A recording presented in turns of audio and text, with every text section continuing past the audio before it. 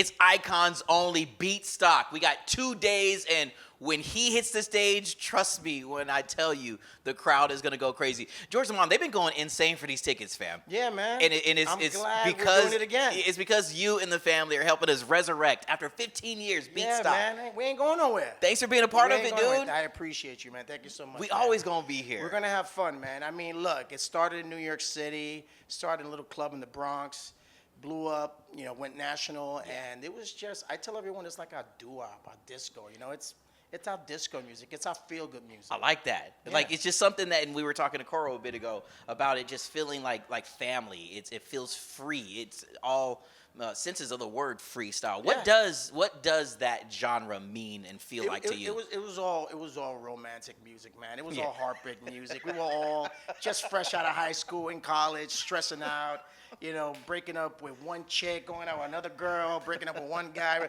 It was just all about heartbreak and love, and it was just we were having such a great time, man. I mean, we just wanted to be rock stars. Yeah. We just wanted to have fun, and it went by so fast, man. Well, to that, I want to hang on to that word Yeah. right there. Yeah. Having it go by so fast, how important is it to hang on to those moments and really still be there? It's monumental, bro. Yeah. Any new acts that are coming out, man, and I see a lot of. Let me tell you, the talent that we have today. Yeah. Beautiful. I get so excited when I see these new singers coming up, these young kids, these 13. Enjoy it. It's gonna go. I remember I was in 5th grade and said, the life is gonna go right by you, and it's so true. Yeah. Just enjoy every minute that you can. Soak it all in, man, and I appreciate it, man, because we're in the music business, man. It moves. It does. It's going at light speed. It goes quick. And to remember those moments, let's go back to those early days when you were hitting the studio, when you were just having fun, when you were breaking up with one person, loving another person. But how special was it to bring those songs to life and to bring those emotions to life? Well, you have to remember, we were just in it for the music. Right? Yeah. The fact that we're gonna get gigs. We're working. A paycheck's gonna show up every once in a while. Yeah. What do you mean? I'm flying. So it's like, yeah, they want to see you in San Diego. You gotta go to California. My first show was in Washington D.C. and I remember I'm like, okay, well, it was just, we just wanted to make good music. Yeah. We wanted to create, and we just wanted to put our feelings on paper, man. And honestly, man, we could care less if 5 people listened to us, man. Yeah. But the fact that we were getting this love in return, it was amazing, man. Unfortunately, it was so busy for me and for many. I'm sure that I wasn't paying attention to the little things. And if I could go back again, I would pay attention to that day in that hotel room, the first day that I ordered room service. I could actually afford room service. It was just big change for me. Let's try to remember some of those moments. And do you still have some of the old lanyards or T-shirts? I got all that stuff. Yeah. I got all that stuff, man. What was one of those shows or something that really still pops up every once in a while in your brain? So here's a cool story. So I went to storage. I live in Tampa now. Yeah. So I went to storage the other day, and trying to I got so much merch. Old merch, so I started, donating some stuff, and I saw this big crate in the corner. It looks almost like something like that. Yeah. And it was my sound system that I used to travel with when I was on tour, right?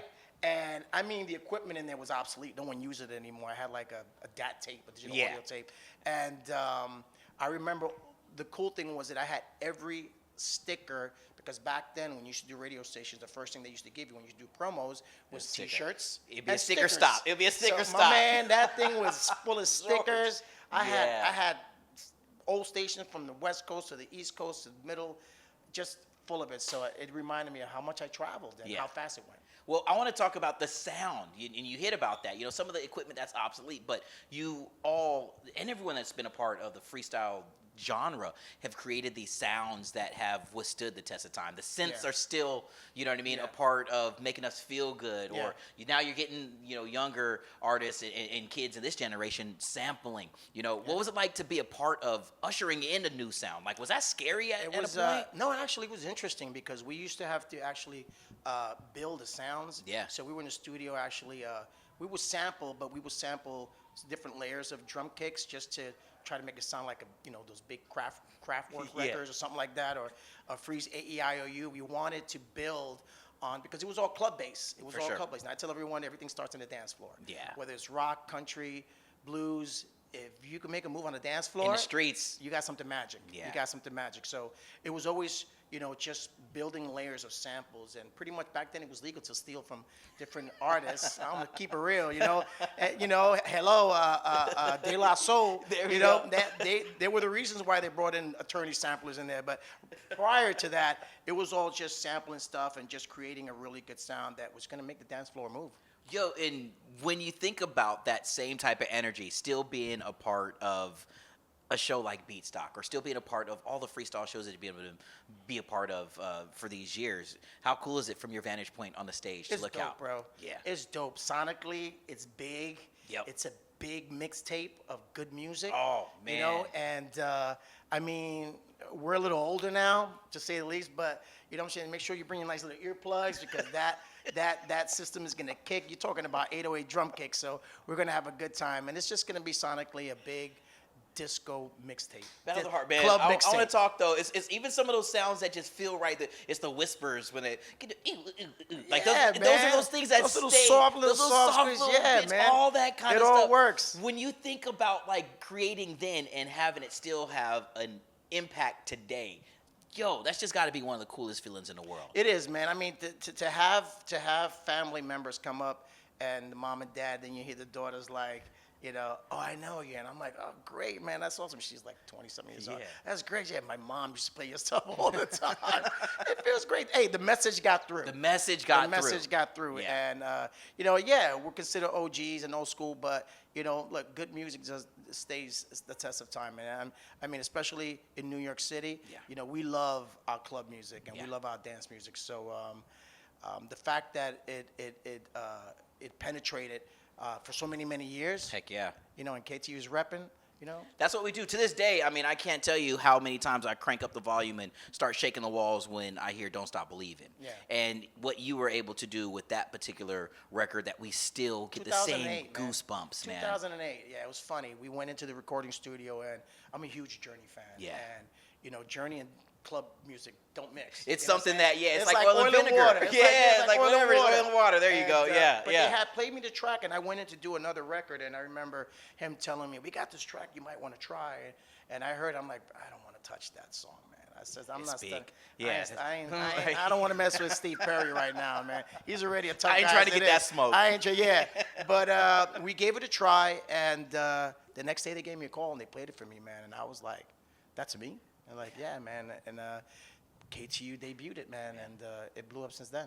I tell you, the amount of people who have called to want to win these tickets and have talked about hearing songs like that, hearing, gosh, man, some Culture Club stuff from, our boy from Culture Club, and gosh, man, Judy Torres. I'm thinking about the fact that we're gonna have CNC Music Factory there, man. Freedom. All the big guys, Judy Torres, all the big guys are all going to be there, man. I mean, we've been a part of this family for many years. The fact that we can give back to the fans, that's all they want to see.